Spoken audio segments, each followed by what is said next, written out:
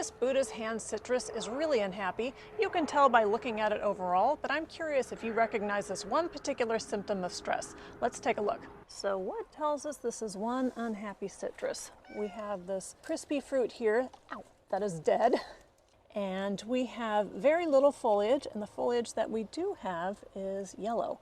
But there's one thing I do want to point out. We have these green stems here, and that is the clue that this is actually a stressed out plant, because these are coming from the rootstock. So citrus are grafted plants, and that's when you combine a different top with a different bottom.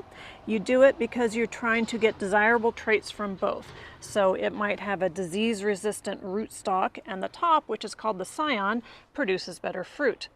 And so one of the symptoms of stress is when you start getting a lot of suckers from below the graft line, which you can see right here.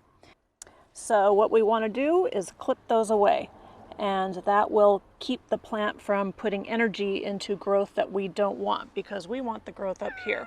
Okay, this is kind of turned into a crowd here, but this plant is super stressed because I planted it up against a south-facing wall, so it's exposed to heat and sun all day long, which it just can't deal with in the summer.